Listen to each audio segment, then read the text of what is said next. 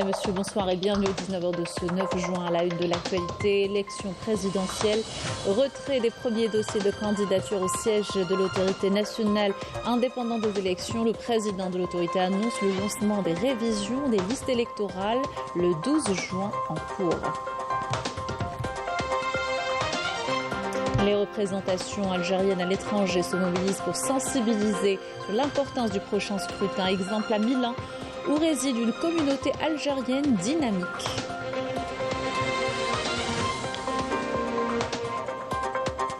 Début des épreuves du baccalauréat 2024, plus de 860 000 candidats concernés dans tout le territoire national. Nous ferons le point sur cette première journée d'examen qui s'est déroulée sans embûche.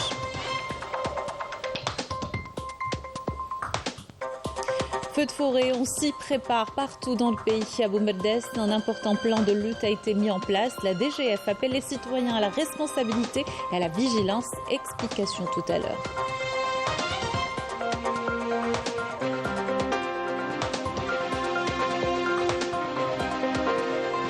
La récolte d'ail bat son plein à Mila. On s'attend à des résultats dépassant les 1 600 000 quintaux.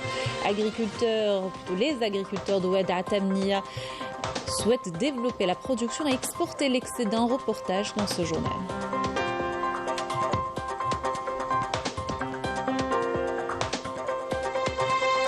Européenne, le scrutin destiné à élire 720 eurodéputés se termine ce dimanche. Les premiers sondages évoquent une progression de l'extrême droite qui pourrait orienter le cap politique de l'Union européenne des 5 prochaines années.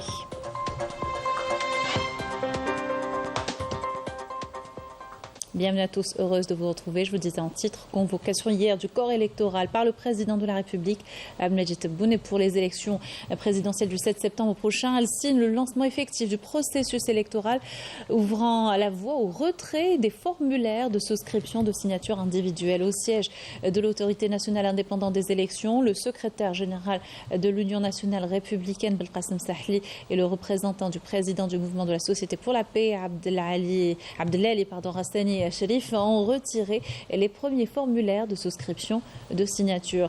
Lors d'une déclaration à la télévision publique, le président de l'ANIM, Hamd Charfi, a affirmé que toutes les mesures ont été prises pour faire réussir toutes les étapes de ce rendez-vous. Charfi a annoncé son déplacement le 12 juin pour lancer la révision des listes électorales qui s'étalera jusqu'au 27 du même mois. Il appelle les jeunes à s'inscrire et disposer de leur carte d'électeur.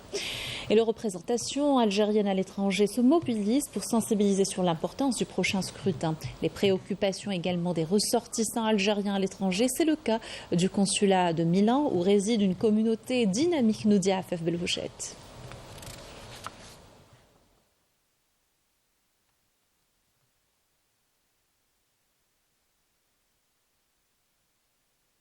Avec le consul, des rencontres sur des sujets divers. Se retrouver à parler des problèmes de la communauté algérienne ici en Italie, et on est en train de discuter de tout résoudre les problèmes, régler les problèmes des Algériens au niveau des associations. Nous avons abordé la question de l'amélioration des services consulaires. Travailler en bonne intelligence avec un tissu associatif qu'il tente de renforcer, c'est l'objectif du chef de poste. Il a également été question d'étudier les meilleurs moyens, les plus efficaces, susceptibles d'améliorer la collaboration entre le consulat et le tissu associatif dans la région. Et l'un des sujets qui s'est naturellement imposé au lendemain de la convocation du corps électoral par le président de la République, les outils et moyens de promouvoir la culture démocratique auprès du plus grand nombre d'électeurs potentiels.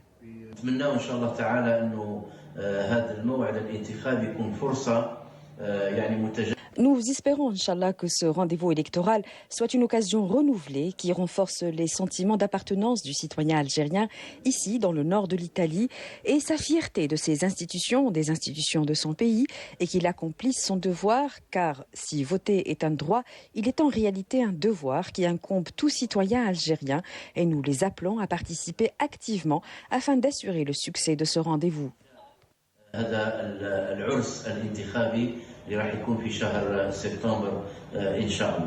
À Milan, comme partout en Europe, les ressortissants algériens peuvent dès cette semaine s'assurer de leur inscription sur les listes électorales ou s'inscrire sous condition d'être majeurs. Les Chibani au cœur d'une opération visant à les rapprocher de leur pays d'origine. Après un premier départ avant-hier vers Annaba, un second groupe d'une centaine de personnes a embarqué hier soir depuis Roissy-Charles de Gaulle à Paris en direction de Tlemcen. Ils poursuivront ensuite leur voyage vers Mascara avant de terminer leur périple à Alger. Ce programme de Kurterbal leur a été organisé gracieusement par le ministère du Tourisme et la Grande Mosquée de Paris. On écoute. رايحين للجزائر ان شاء الله انا والمدام ورايحين او فيزيت نتاع كراس على كرود موسكي وبريد البريزيدون دو لا ريبوبليك الواحد مجيد تبا ربي يخليه لنا ويعطيه صحته ان شاء الله. D'avoir fait ce geste, vraiment c'est quelque chose de toute façon depuis qu'il est au pouvoir, il fait plein de bons gestes envers tous les Algériens. Franchement, il ne nous oublie pas et on est très contents. Il a fait des gestes pour la jeunesse, il a fait des gestes pour les vieux, enfin je dis les personnes âgées. Vraiment c'est très sympa.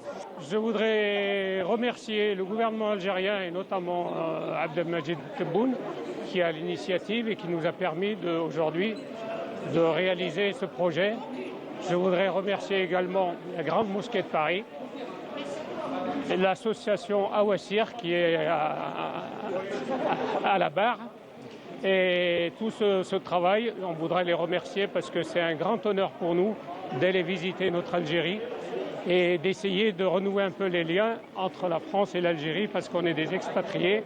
Et aujourd'hui, on est très content d'aller visiter notre pays. Je trouve que c'est une excellente initiative pour les gens d'un certain âge, les plus jeunes, les plus âgés.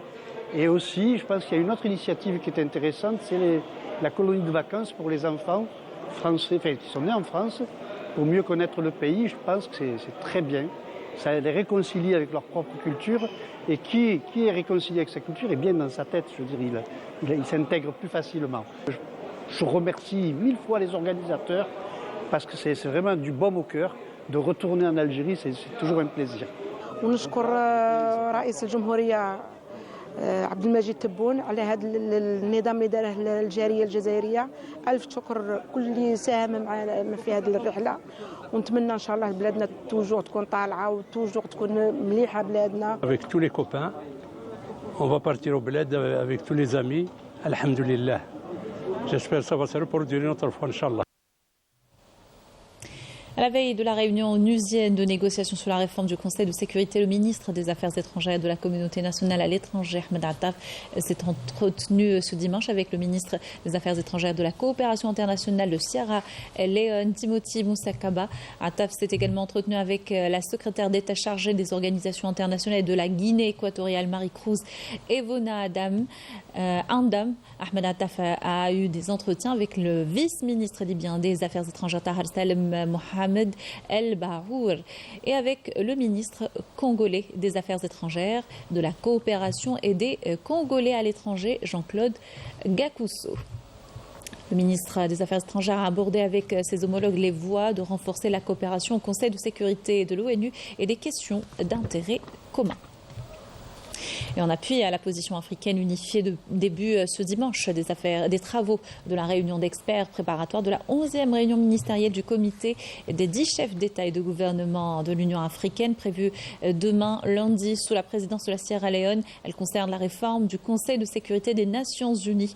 Lors de la réunion de ce dimanche, le secrétaire général du ministère des Affaires étrangères, Lounes Magraman, a réaffirmé l'engagement de l'Algérie et son soutien aux efforts africains communs pour fédérer autour de la position africaine au Conseil de sécurité et sa réforme. Il est question notamment de corriger l'injustice historique dans la représentation africaine au sein de l'appareil onusien. Je vous invite à écouter le secrétaire général du ministère des Affaires étrangères. Cette réunion se tient dans une conjoncture délicate marquée par de sérieuses menaces, la dernière en date étant la violation continue des résolutions du Conseil de sécurité de l'ONU par l'occupant israélien, son mépris du droit international et des décisions de la Cour internationale de justice, et ce malgré la dénonciation et les multiples appels internationaux à prendre des mesures immédiates et efficaces pour mettre fin à l'agression barbare à Gaza. Le continent africain connaît une injustice historique et la Sierra Leone, en tant que membre non permanent au Conseil de sécurité, œuvre à consacrer une représentativité géographique juste pour le continent africain et c'est l'objectif que nous œuvrons tous à concrétiser. Dans l'actualité, le général-major Mohamed Salah Ben Bicha, secrétaire général du ministère de la Défense nationale, a reçu ce dimanche au siège du MDN l'ambassadeur du Canada en Algérie, Michael Cullen. À l'occasion, les deux parties ont tenu des discussions bilatérales portant sur les domaines d'intérêt commun et ce en présence d'officiers généraux du ministère de la Défense nationale et de l'état-major de l'armée nationale populaire. À l'issue de ces entretiens, les deux parties ont échangé des présents symboliques.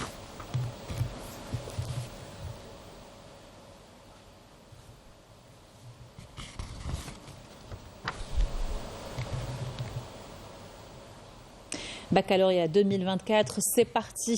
Plus de 860 000 candidats concernés par les épreuves qui ont débuté ce matin dans tout le territoire national. Le coup d'envoi officiel a été donné par le ministre de l'Éducation nationale depuis Bodj Badi Mourtal. Abdelhakim Belabed a insisté sur les moyens réunis pour faire réussir cet important examen.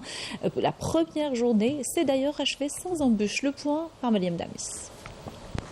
C'est à partir de Bodj Badi Mourtal que le coup d'envoi officiel des épreuves du baccalauréat a été donné par le ministre de l'Éducation nationale, Abdelhakim Belabed, qui a indiqué que tous les moyens nécessaires ont été mobilisés pour assurer le bon déroulement des épreuves de cet examen décisif. Dans cette wilaya, il y a 651 candidats répartis à travers 3 centres d'examen, dont un pour les candidats scolarisés et 2 autres pour les candidats libres. Il faut savoir que ces centres ont été dotés de tous les moyens pour garantir le bon déroulement de l'examen. C'est un examen comme tous les autres. Nous sommes un peu stressés, mais nous espérons réussir. Je me suis préparée pour le bac durant toute l'année et j'espère que tout se passera pour le mieux. À Alger, les futurs bacheliers ont eux aussi entamé ce premier jour d'examen, partagé entre stress et détermination, mais les appréhensions ont vite été apaisées grâce aux bonnes conditions d'accueil offertes dans les centres d'examen, ce qui les a encouragés à donner le meilleur d'eux-mêmes pour décrocher le fameux sésame. J'ai bien révisé pour les examens d'aujourd'hui. Je suis confiante et rassurée. Tous les moyens humains et matériels ont été mis en place pour assurer le bon déroulement de cet examen et nous souhaitons bon courage aux futurs bacheliers. En ce qui concerne l'encadrement dans ce centre, nous avons 60 enseignants de 3 cycles répartis sur 20 commissions, en plus de 14 enseignants remplaçants. À Tamen Rasset, les candidats ont exprimé leur soulagement face à un accueil bien organisé, facilitant ainsi leur entrée en salle d'examen. Tout se passe bien, nous avons été rassurés par les encadreurs. Nous avons été accueillis dans de bonnes conditions, tout se déroule bien.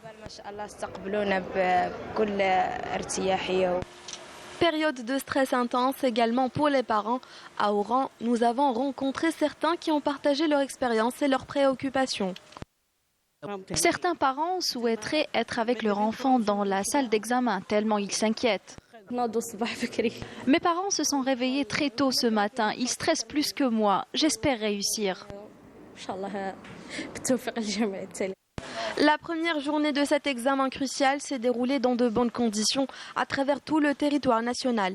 Les candidats plancheront encore sur les épreuves restantes durant 4 jours. Agriculture, la récolte d'ail basson plein Mila. La saison a été bonne puisque l'on s'attend à des résultats dépassant les 1 600 000 quintaux dans la wilaya. Les cultivateurs de la région de Oued Atamnia souhaitent développer davantage la production et exporter l'excédent. Et pour cela, ils comptent sur le soutien des pouvoirs publics. Reportage de Mariam Damis. Nous sommes à Oued Atamnia dans la wilaya de Mila où la campagne de récolte de l'ail bat son plein. Sur ces champs de 60 hectares, les agriculteurs s'affairent à accueillir ce produit très prisé par les consommateurs. Ils se disent satisfaits de la production de cette année qui est importante. La filière ail dans la wilaya de Mila occupe une place très importante, même à l'échelle nationale. Dans la superficie totale est de 3025 hectares pour une superficie totale, pour une production totale attendue de 1 600 quintaux. La totalité de la superficie est concentrée au niveau du sud de la wilaya. précisément à la daïra de Tlarma, la zone sud.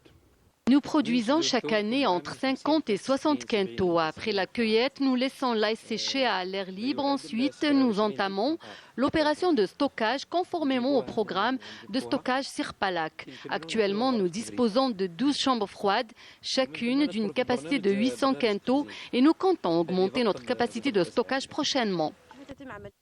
La phase de séchage est essentielle pour assurer une bonne conservation de l'ail. Les responsables de l'exploitation veillent à maintenir des conditions optimales de température pour garantir que chaque bulbe conserve sa qualité et ses propriétés une fois mise sur le marché. Cette production est orientée en quasi-totalité au marché de gros et une partie gardée comme semence pour la campagne prochaine, environ 6 000 quintaux. Et une autre partie pour l'adhésion au programme de stockage dans le cadre du Sirpalak. L'année dernière et cette année, nous avons enregistré une production record. Nous souhaitons que les pouvoirs publics nous aident à ouvrir les voies de l'exportation. La culture de l'ail à Mila illustre parfaitement le potentiel de la région et sa capacité à répondre aux besoins croissants du marché national en ce produit de large consommation. La hausse des températures commence à se faire ressentir en ce mois de juin. Des chaleurs propices aux feux de forêt. On s'y prépare partout dans le pays. À Boumerdès, un important plan de lutte a été mis en place. L'implication citoyenne est primordiale. Explication dans ce reportage de Majda Jarmoun.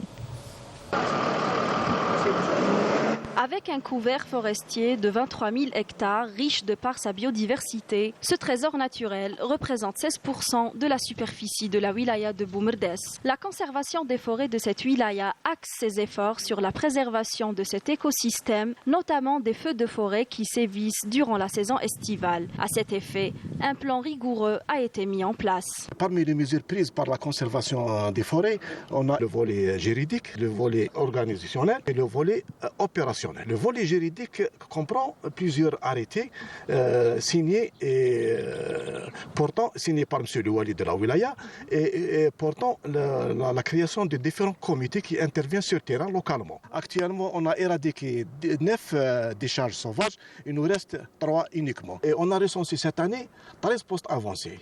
3 postes avancés permanents, c'est-à-dire c'est des postes qui doivent être placés dans les zones les plus sensibles et 10 autres postes avancés mobiles. Sur le plan opérationnel, consiste en l'installation des brigades qui interviennent d'une manière en permanence et l'installation aussi des postes de vigie. C'est des infrastructures et des équipements forestiers qui sont installés au sommet des forêts pour, disons, surveiller et gérer les incendies pendant la période de la campagne. Cette campagne de sensibilisation qui a commencé tôt cette année s'étendra du 1er mai au 31 octobre, une période propice aux feux de forêt en raison des conditions climatiques. On a pris beaucoup de caravanes de sensibilisation avec les collègues de la gendarmerie, avec la protection civile et d'autres collègues de la société civile surtout, et les citoyens. On a touché pas mal de régions qui sont susceptibles d'être touchés par les feux de forêt. La lutte contre les feux de forêt nécessite également un accès facile pour les véhicules d'intervention. C'est pourquoi un programme DFCI Piste a été tracé. Les travaux toujours en cours ont atteint un taux d'avancement de 52%. La wilaya de Boumerdès a bénéficié d'un programme important, à savoir l'aménagement de 124 km pistes et pour assurer la pérennité des pistes existantes et encore des nouvelles ouvertures sur 46 km pour consolider les pistes existantes déjà. Ajoutons à cela des tranchées par feu à aménager sur 40 hectares. L'enveloppe financière consacrée ou octroyée pour la réalisation de ce programme d'IFCI est de plus de 35 milliards de centimes. Et comme les sapeurs-pompiers sont les premiers à intervenir en cas de feu de forêt, la Direction générale de la protection civile a renforcé son dispositif de lutte contre les incendies, et ce en matière de DRIF, qui sont désormais en nombre de 5 et répartis sur les wilayas à haut risque d'incendie, à savoir Sidi Bel Abbas, Chlef, Blida, Stif et Tarf. La protection civile dispose de 505 unités qui se trouvent dans des endroits où il y a des massifs forestiers. Ils sont mis en alerte et équipés de moyens pour intervenir dès qu'il y a déclenchement d'un feu. Ensuite, ces unités peuvent être renforcées par les unités limitrophes et, le cas échéant, par l'unité principale de la protection civile de la wilaya. Si les moyens de l'unité principale ne suffisent pas, il y a l'intervention de la colonne mobile. La protection civile dispose de 65 colonnes mobiles réparties à travers l'ensemble des wilayas. Si la colonne mobile de la wilaya n'est pas suffisante en matière de lutte, il y a intervention des colonnes mobiles des wilayas limitrophes qui sont envoyées en renfort par la direction générale. En plus de ça, la protection civile a mis en place depuis 2 ans déjà un dispositif particulier qu'on appelle le DRIF. Le DRIF, c'est le détachement de renfort pour la lutte, les interventions en feu de forêt.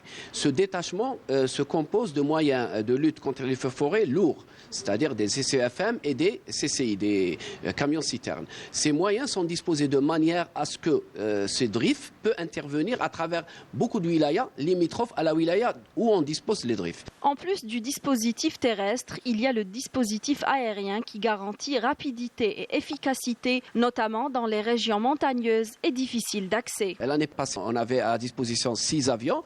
Cette année, c'est 12 avions qu'on a disposés à travers 3 wilayas, au niveau de la wilaya de Annaba, au niveau de la wilaya de Béjaïa et au niveau de la wilaya de Mostaganem. Chaque aéroport dispose de 4 avions, en plus des moyens aériens que l'armée nationale peut mettre à notre disposition. Le plan de prévention et de lutte contre les feux de forêt nécessite aussi des moyens humains pour agir sur le terrain. La direction de la protection civile mobilisera à cet effet 20 000 agents. Le plan de lutte contre les incendies de forêt, il est basé sur plusieurs moyens. Sur le moyen humain, on va mobiliser 20 000 agents de la protection civile. Donc ces 20 000 agents composent les colonnes mobiles. Et les 65 colonnes mobiles interviennent au niveau du territoire national. Certains wilayas ont une colonne mobile, certains 2, d'autres ont 3 colonnes mobiles selon le risque, selon le massif forestier.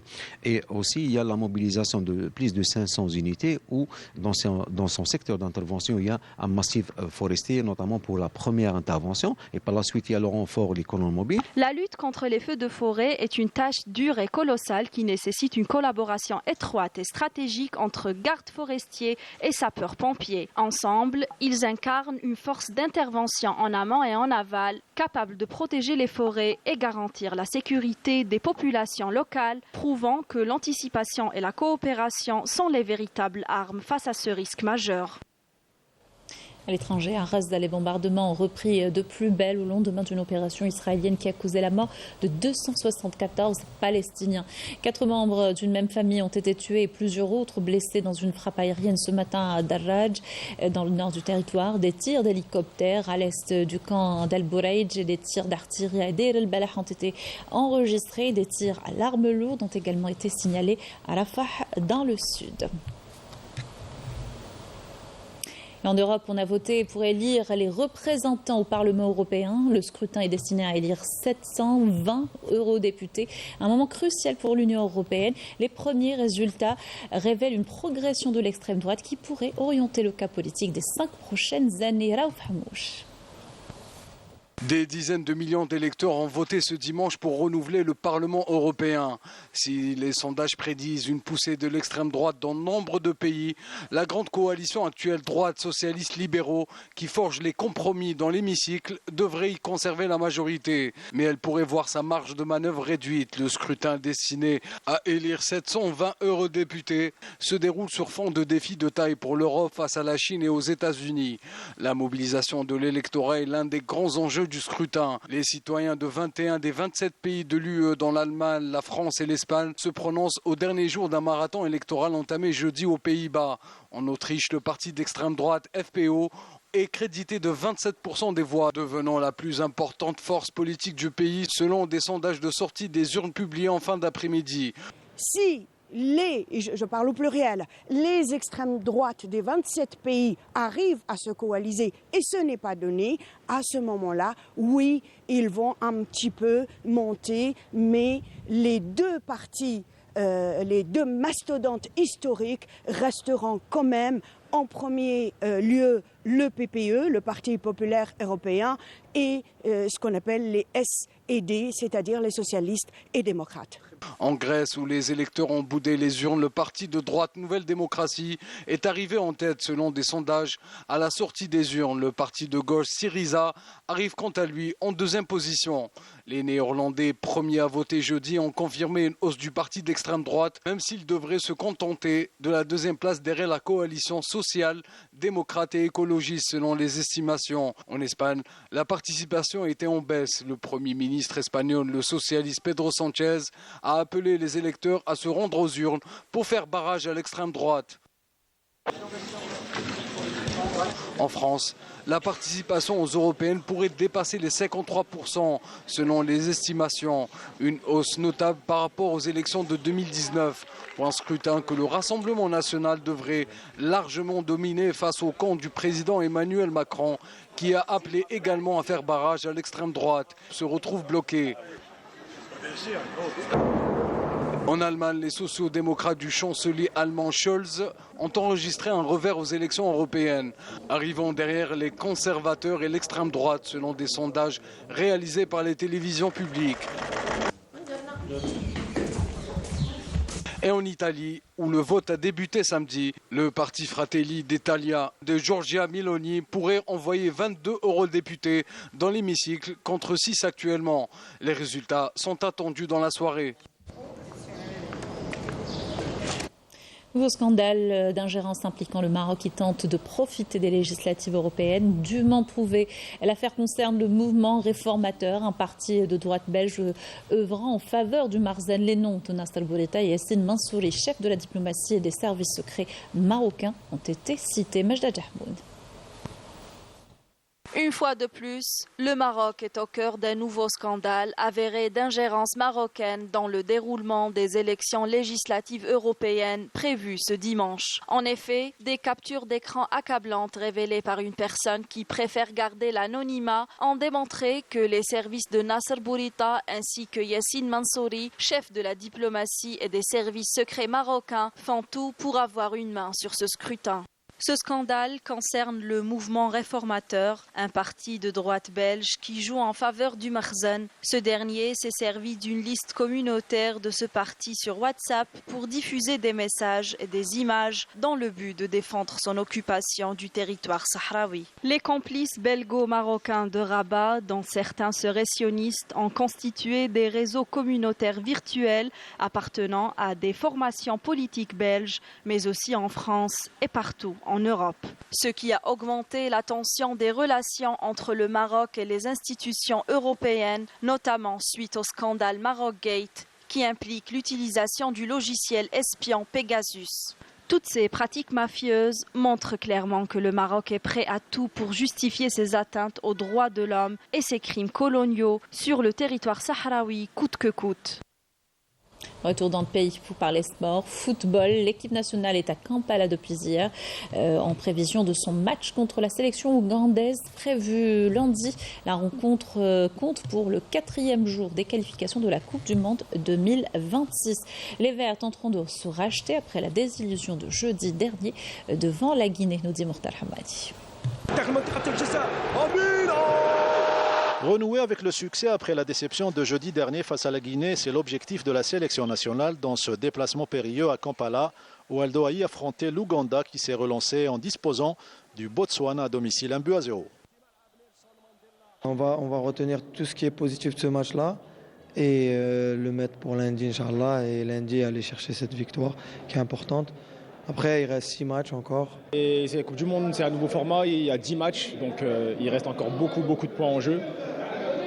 Donc Inch'Allah, on va faire le nécessaire, on va tout donner en tout cas, ça c'est un truc qui est pas négociable pour ce maillot, on va tout donner et dès lundi, on va essayer de prendre les 3 points pour rester dans la course. Les 2 séances d'entraînement de samedi soir et du dimanche à l'heure du match permettront au staff technique d'apporter quelques réglages afin de retrouver l'indispensable cohésion qui manquait jeudi dernier devant les Guinéens. La victoire est impérative pour échapper à tout mauvais calcul et à un scénario qui éloignerait le 11 national de la qualification au premier mondial à 48 équipes. L'Ouganda, qui compte le même nombre de points que l'Algérie, la Guinée et le Mozambique aura l'avantage du terrain et du public qui sera acquis à sa cause. Voilà qui termine notre journal. Merci de l'avoir suivi. Excellente soirée sur Canal Algérie.